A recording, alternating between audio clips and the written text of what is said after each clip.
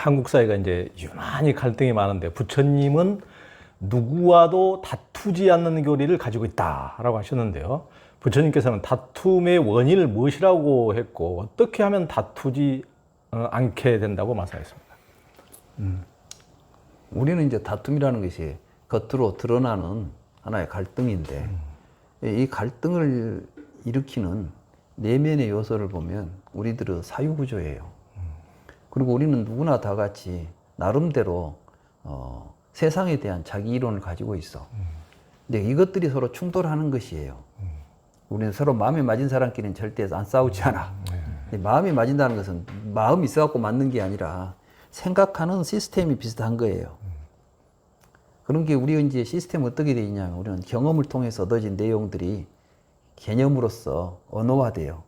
그래서 우리가 이렇게 개념화돼 가지고 그런데 부처님은 놀랍게도 그 이야기를 계속 하시는 거예요. 언어가 어떻게 형성되고 언어가 어떻게 이론화되고 이론화된 것이 어떻게 우리가 사유구조를 구성하고 그런 사유구조들이 서로 부딪힐 때 어떻게 해서 투쟁으로 야기되는가 이런 이야기들을 그 이야기를 이제 꿀덩어리경에서 하시고 계시는데 이 꿀덩어리경은 제가 지금까지 번역한 경 중에서 제일 어려운 경이었어요.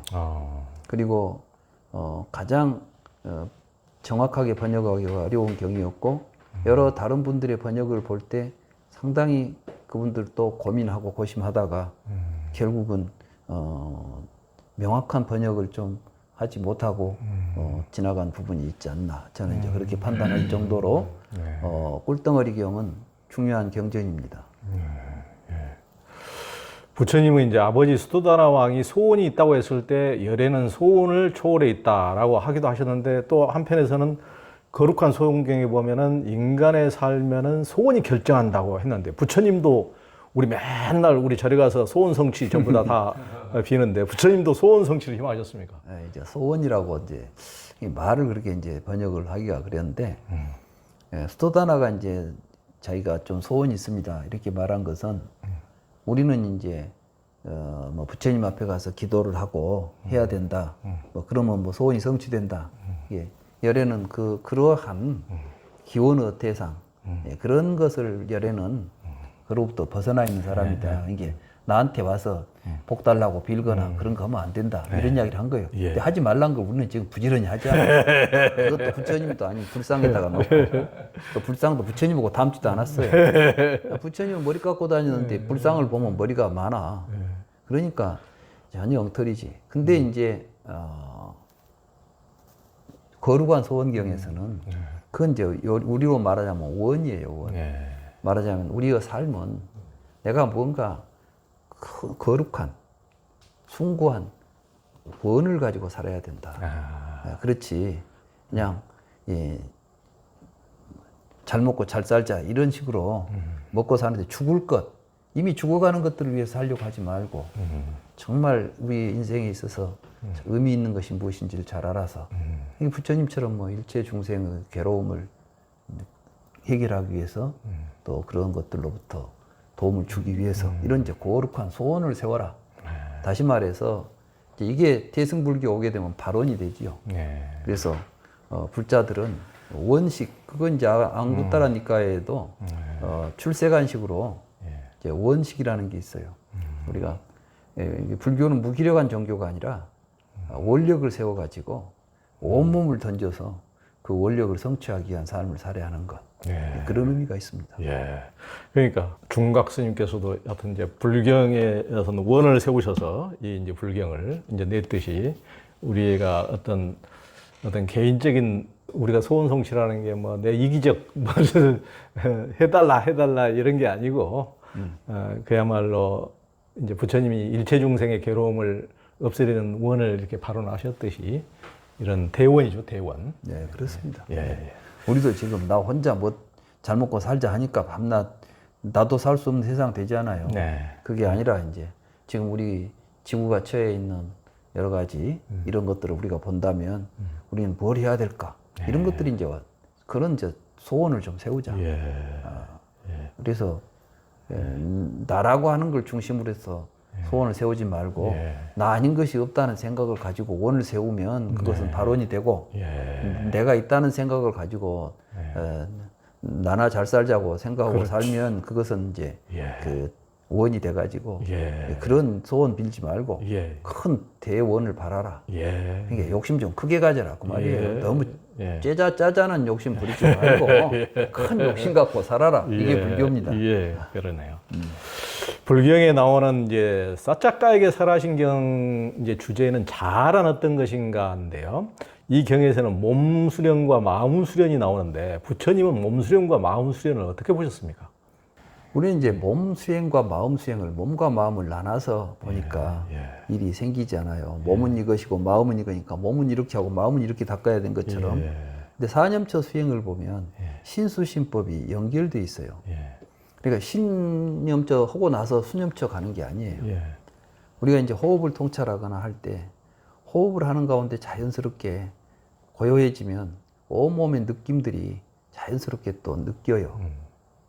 그러면서 이제 그때 쉽게 마음의 움직임들이 곧 드러납니다. 네. 그러니까 많은 사람들이 전에는 몰랐는데 명상센터에서 앉아만 있으면 막 잡념이 일어나요. 그렇잖아요.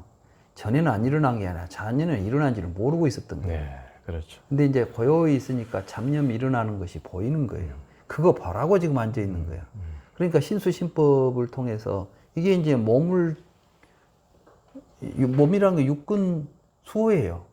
네. 계행을 잘 지키고 육군을 수호하는 삶을 살다 보면 자기 안에서 일어나는 느낌이나 생각들이 그대로 잘 비춰서 드러나게 되고 드러날 때마다 처음에는 이것이 제대로 된 것인지 해야 될 것이 말아야 될 것인지를 계속해서 이게 이제 사정단이 일어나는 거예요. 네. 이렇게 해서 가는 사념처 수행 이게 곧 몸과 마음의 바른 수행입니다. 예. 우리가 윤회를 얘기할 때 요즘에도 이제 분별하여 인식하는 식, 이 의식이 윤회한다 이런 말들을 하는 분들이 요즘도 많거든요. 이제 이 불경에 나오는 가래 소멸경에서는 이제 사띠비유가 부처님한테 이제 그렇게 부처님께서 그렇게 말씀하시지 않으셨습니까? 이렇게 하시니까 부처님께서 열애를 중상하고 해치는 짓이라고 엄하게 꾸짖는데 왜 그러셨습니까? 그러니까 우리 이제 불교 공부하시는 가운데 주인공이라는 놈이 참 문제가 많아. 이 보고 듣고 하는 주인공이 어떤 놈인고 막 이렇게 해가지고 그 놈을 찾아라 그런데 나는 그 말을 가만히 듣고 있으면 아 이거 찾아라고 지금 저 소리친 사람은 찾아놓고 하는 이야기일까? 아니면 지금 저도 모르면서 그냥 소리만 빡빡 지르고 있는 걸까? 네. 근데 참 속으로 이제 그런 생각이 들어요. 예. 요즘에는 이 까딱까딱 하는 놈이 누군지 찾아와라 이제 이런 것도 이제 하시는 분도 계시죠. 그러니까 예. 그러니까 내가 볼 때는 지금 공부를 안 해. 부처님 경들을 한 번도 이걸 제대로 읽어본 사람들이 아니야, 이 사람들은. 그리고 어디서 들은 이야기를 가지고 저 혼자 또 지 생각대로 해가지고 또 사람들이 그런 말하면 통하니까 또 막 떠들어대는 거지. 주인공 찾는다는 소리에 속지 맙시다. 주인공 그렇게 찾는 게 아니에요. 느닷없이 막 앉아서 주인공 찾고 있으면 주인공이 벌떡 드러나고 그런 거 아닙니다. 자, 불경이 나왔으니까 불경 잘 읽고 보면 주인공이 어떤 놈인지도 알게 되고 어떻게 해서 내가 보고 있는지도 알게 되고 다 이게 깨닫게 돼 있어요. 그런데 그걸 가지고 뭐 이런 거두절미하고 앉아서 막 주인공 이야기를 해버리면 이거 참 답답합니다.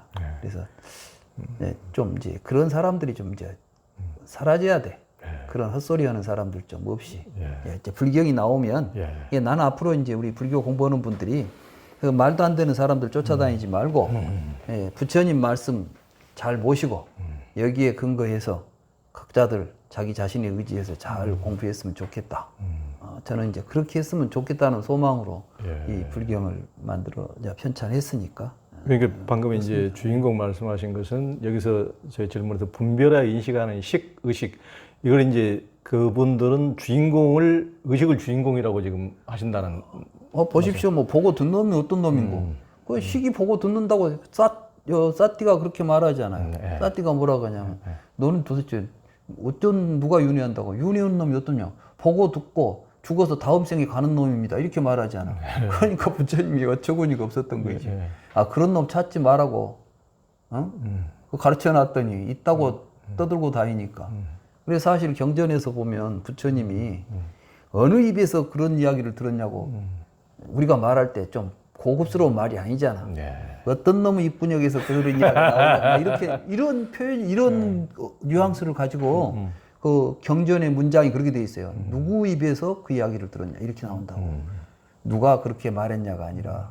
그러니까 쉽게 말하면 어떤 놈의 입분역에서 나온 말이냐 막 이렇게 나올 정도로 부처님이 나는 그렇게 꾸짖는 강하게 꾸짖는 발언을 들어본 적이 없는데 어마어마한 말하자면 그 꾸지람을 듣죠. 네. 그만큼 지금이나 예나 마찬가지라니까.